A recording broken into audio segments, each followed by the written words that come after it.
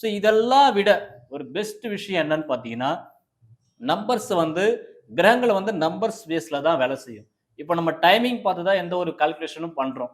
என்னன்னா, ஐயோ! டைம் ஆயிருச்சு ஆஃபீஸ் போணுமே, ஐயோ! டைம் ஆச்சு ஷூட் போணுமே அப்படின்ட்டு. என்ன அந்த டைமிங்ல என்ன இருக்கு அப்படின்னா, அதுல வந்து கடிகாரங்கள் தான், முட்கள் தான். அது ஒரு எண்களை காட்டுது, அதனுடைய நிமிடங்களை காட்டுது. ஸோ அதன் அடிப்படையில தான் வந்து இந்த உலகமே இயங்குது. அப்படி இருக்கும்போது, நம்மளுடைய வாழ்க்கையில நம்ம அடுத்தடுத்த லெவலுக்கு வந்து ப முன்னேறி போகணும் அப்படின்னா, கிரகங்களுடைய காரகத்துவத்தை நம்ம எப்பவுமே எந்த நேரத்திலயும் பயன்படுத்திட்டே இருக்க முடியாது.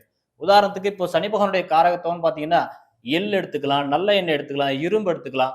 இப்போ நம்ம காசு பணம் வரணும். சனி பகவான் நட்சத்திரம் வந்து நமக்கு திருவாதிரையா இப்போ வந்து இவங்களுடைய ஜாதகத்திலே பார்க்கலாமே. திருவாதிரை நட்சத்திரத்துக்கு சம்பத்து தாரை வந்து குரு பகவானா வர்றாரு.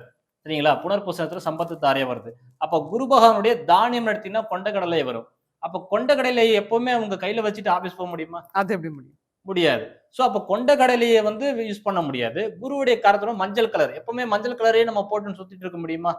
முடியவே முடியாது. சந்தன பொட்டு வைக்கலாமான்னா வைக்கலாம். ஆனா பேங்க் பேலன்ஸுக்கும், சந்தன பொட்டுக்கும், மஞ்சள் கலருக்கும் நெறைய டிஃபரன்ஷியேஷன் இருக்குது.